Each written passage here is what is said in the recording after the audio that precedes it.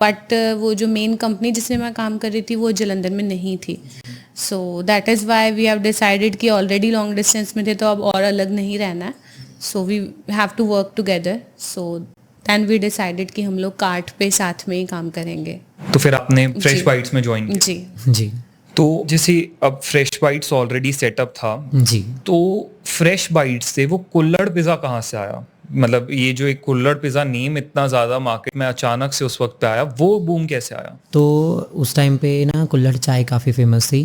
तो देन मैंने कहा यार चाय तो चाय ही है, लोग इतना ज़्यादा इसको इतना मतलब क्रेज़ी क्यों हो रहे हैं इसके लिए. तो वही बस कुल्हड़ के कप से मैंने बिकॉज मुझे पिज़्ज़ा वगैरह का आता था तो मैंने वो कुल्हड़ पिज़्ज़ा को रिलेट करके ये चीज़ तैयार करी एंड उसका टेस्ट काफ़ी पसंद किया कुछ लोगों ने. तो देन फिर ये चीज़ें वो कुल्हड़ पिज़्ज़ा स्टार्ट करा वहाँ से. तो जब कुल्हड़ पिज़्ज़ा फिर फाइनली आप लोगों ने लॉन्च किया, जी. तो वो इतना बड़ा बूम कैसे आया? लाइक आप लोगों को वो डिफरेंस पता चला होगा कि यार एकदम से आप लोग हर जगह थे. आई गेस वो जो पहला आप एक वायरल कपल बन के फेमस हुए थे कुल्हड़ पिज़्ज़ा कपल के नाम से, तो वो टाइम कैसा था? मतलब वो एकदम पीक कैसे आया? वो टाइम पे स्टार्टिंग जब हमने कुल्हड़ पिज़्ज़ा स्टार्ट करा, जैसे ही उसके बाद काफ़ी सारे फूड व्लॉगर्स ने हमको मतलब कवर करना स्टार्ट कर दिया एंड उस टाइम पे बहुत सारे लोग आने स्टार्ट हो गए. जैसे मतलब पूरे देश ने बहुत प्यार दिया था उस टाइम पे. तो मतलब हम खुद सोच रहे थे कि ये हो क्या रहा है, कहाँ से लोग आ रहे हैं, ये हो क्या चल क्या रहा है ये सारी चीज़ें. तो मतलब हम मतलब कहते हैं कि एकदम से कोई चमत्कार होना वो भगवान की तरफ से उस टाइम पे वो हुआ था. तो वो बस उस वक्त पे आपकी कार्ट जो थी वो इतने फेम एंड पॉपुलैरिटी जी. में आई. मतलब एक्चुअली ये था कि जब स्टार्ट किया था हमने आफ्टर मैरिज जो हम बात कर रहे थे कार्ड, उस टाइम पे लॉकडाउन था. उस टाइम पे इतना नहीं चल रहा था काम, बिल्कुल ही नहीं चल रहा था लाइक. एंड फिर जब हमने साथ में स्टार्ट किया तो सडनली एक वो हमें जो हाइप मिली हमारे काम को, तो लोगों ने मतलब पूरे इंडिया से इतना ज़्यादा प्यार मिला था हमको, ऑल ओवर इंडिया से. और उस वक्त पे आई गेस बहुत सारे सेलिब्रिटीज भी आपके पास आए थे राइट, कुल्हड़ पिज़्ज़ा को टेस्ट करने के लिए. एंड काफी सेलिब्रिटीज ने स्पेशली जलंधर में आपकी कार्ट को विजिट किया था. विकास खन्ना मास्टर शेफ़ वो उन्होंने विज़िट करा था एंड देन मास्टर शेफ़ के लिए हम गए भी थे. तो वहाँ पे रणवीर बरार सर ने भी काफ़ी ज़्यादा अप्रिशिएट करा था उन चीज़ों को लेके. और जैसे ही कोई मूवीज़ भी आ रही थी उसकी प्रमोशंस के रिगार्डिंग भी सारे सेलिब्रिटीज़ विजिट कर रहे थे उस टाइम पे. किन किन सेलिब्रिटी, मतलब कोई कौन कौन मेजर सेलिब्रिटीज आया? नीरू बाजवा हो गए, तरसेम जसड़ एंड राजीव ठाकुर कपिल शर्मा के शो से हैं, है ना. तो वो भी काफ़ी सेलिब्रिटीज़ थे जो उस टाइम पे विजिट करे. और सब आपके उस कुल्हड़ पिज़्ज़ा के लिए काफी ज्यादा आए बिकॉज जी. वो उस वक्त इतनी बड़ी हाइप थी. जी बिल्कुल.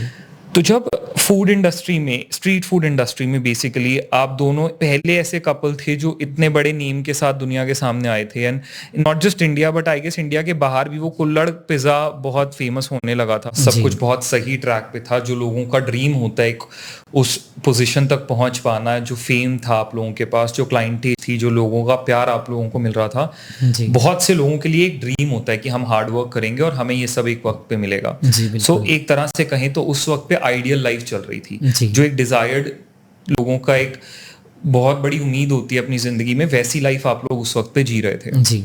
फिर आज से लगभग कुछ 10 महीने पहले आप लोगों की लाइफ में एक मिसहैपनिंग हुई. जी. आप लोगों की कुछ पर्सनल वीडियोस आप लोगों की परमिशन और नॉलेज के बाहर मार्केट में, सोशल मीडिया पे, सोसाइटी में सर्कुलेट हुई. और वो आई गेस एक बहुत बड़ा टर्निंग पॉइंट था आप लोगों की लाइफ का, कुल्हड़ पिज़्ज़ा की लाइफ का, फ्रेश बाइट्स की लाइफ का, आपकी फैमिलीज की लाइफ का. तो एग्जैक्टली वो वक्त कैसा था?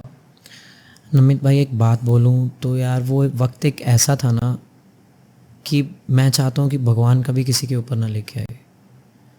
मतलब कोई मेरा दुश्मन भी है ना, दुश्मन क्या मतलब दुनिया में किसी के ऊपर ऐसा वक्त आना ही नहीं चाहिए जिस वक्त से हम गुजरे हैं. वो उस चीज़ को मतलब एक्सप्लेन कर पाना तो मतलब आज भी रोंगटे खड़े हो जाते हैं उस टाइम को याद करके कि हम क्या, ये ऐसा वक्त कभी किसी के ऊपर आना नहीं चाहिए. उस वक्त पे जब आपको ये पता चला, आपकी नॉलेज में आया कि ये सब कुछ हो चुका है, वो उस वक्त पे क्या चल रहा था? उस टाइम पे जो सिचुएशन थी, 3 दिन का बेबी मेरे हाथ में. और आपको पता है उस टाइम पे एक कपल के लिए ना सबसे बड़ी खुशी होती है फर्स्ट बेबी जब आपके हाथ में आता है कि, और एक तरफ से हमें ये चीज़ पता चल रही है, उसको ना जॉन्डिस था. तो मैं उसको अभी लेके डॉक्टर के पास जा रहा था, बेबी को. हाँ जी. तो मुझे ना वहाँ पे 9-9:15 बजे का मॉर्निंग का टाइम था. मैंने जब मैसेजेस देखे, सब तरफ से कॉल्स आ रहे हैं, सारी सिचुएशन ऐसा लगा जैसे पूरी दुनिया हमारे मतलब हर तरफ से जैसे ना कोई पूरी दुनिया ख़त्म करने के लिए हमारी तरफ बढ़ रही है, मतलब ऐसी सिचुएशन थी। तो उस टाइम पे मुझे ये था कि जैसे मुझे वहीं पे इसका फ़ोन आ गया, घर से फ़ोन आया कि इनको भी इस चीज़ के बारे में पता चल गया। तो मैंने ना मम्मा को बोला कि मम्मा आप ना रूप को संभालो, घर वापस जाओ और वारिस को लेके चले जाओ। वो वारिस को लेके निकले, उनका रिक्शा पलट गया बेबी के साथ। हाँ जी, वारिस उनकी हाथ में था, रिक्शा पलट गया। और वो उन्होंने मम्मा ने बताया तक नहीं सिचुएशन, वो काफ़ी मतलब ये चीज़ें बाद में बताई उन्होंने। जैसे 2-3-4 दिन निकल गए, तो इधर से मैं कभी कमिश्नर ऑफिस जा रहा हूँ, बिकॉज हमें कंप्लेंट करे 15-20 दिन हो चुके हुए थे इन चीज़ों को लेके। पहले से ही हमने बता रखा था कि हमें ब्लैकमेलिंग हो रही थी। तो वहाँ से कभी मतलब कुछ समझ नहीं आ रहा था, कभी कहाँ जा रहे हैं, क्या करना है, कुछ नहीं। सिचुएशन ही ऐसी थी कि कुछ समझ में आया कि हम करें क्या। ना तो कभी पुलिस के पास जा रहा हूँ, कभी देख रहा हूँ कि कहाँ पे क्या करना है, मतलब कुछ समझ नहीं आ रहा था। वो सिचुएशन ही ऐसी थी, मतलब कभी हम ना मैं घर जा पा रहा था उस टाइम पे, ना मैं देख पा रहा था कौन कहाँ पे क्या है।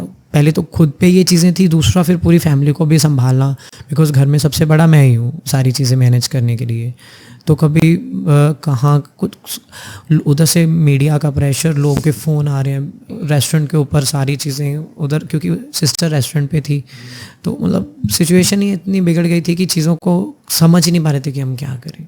एक मदर के लिए ना उस वक्त पे क्या हुआ शायद बता पाना भी पॉसिबल नहीं होता, बट जब आपको ये चीज़ें पता चली, जब आपके सामने आया कि ये सब चल रहा है बाहर, मैं पहले तो मुझे तो समझ ही नहीं आया था कैसे होता है कि मतलब भी ये हो क्या गया, पैरों के नीचे से ज़मीन निकल जाना। उस टाइम पे ये कमरे से बाहर नहीं आए थे 1-1.5 दिन, बहुत मुश्किल, बिकॉज बेबी फीड पे था। तो चीज़ों को मैनेज करना इतना ज़्यादा मुश्किल था, ये डोर नहीं ओपन कर रहे थे। 1-1.5 दिन बहुत मुश्किल से इसको बाहर लाए हम रूम से। बात तो हो ही नहीं रही थी किसी में, मतलब कौन किसी को क्या ही हिम्मत देगा, वहाँ पे कुछ बोलने के लिए था ही नहीं हमारे पास। बस इनका यही था कि यार मुझे नहीं जीना, मुझे नहीं जीना, बस हम इसको बार बार इसकी गोद में वारिस दे रहे थे कि यार नहीं। उस सिचुएशन समझ ही नहीं आ रही थी कि मतलब बात तो थी नहीं ना कोई करने वाली वहाँ पे कि हम यार किसी को कहता ना कि यार चलो, बंदा कहता है कि किसी की डेथ हो जाती है ना, तो बंदा कहता है यार कोई ना, टाइम निकल जाएगा, इस भगवान ने मतलब ये लिखा हुआ है आज निकल सबने जाना है। वहाँ पे हम कुछ ना कुछ बोल देते हैं, किसी का एक्सीडेंट होता है कोई ना ठीक हो जाएगा। यहाँ पे कुछ था ही नहीं बोलने के लिए हमारे पास कि हम एक दूसरे को हिम्मत देने के लिए भी कौन से वर्ड्स यूज़ करें, हमारे पास खुद के लिए वर्ड्स नहीं थे। हमें सिर्फ हमारे बेटे ने बचाया उस वक्त। अगर आज मैं जिंदा हूँ तो सिर्फ उसकी वजह से, क्योंकि मुझे पता था कि मेरे बाद मेरे बेटे को कोई नहीं मारेगा। इस सब के बीच में जहाँ पे सोसाइटी का इतना प्रेशर आ रहा था, लोगों की तरफ से प्रेशर था हर तरफ से, और आप भी एक छोटे से बेबी के साथ इस सब को डील कर रहे थे, वो वक्त उस वक्त पे कैसा था?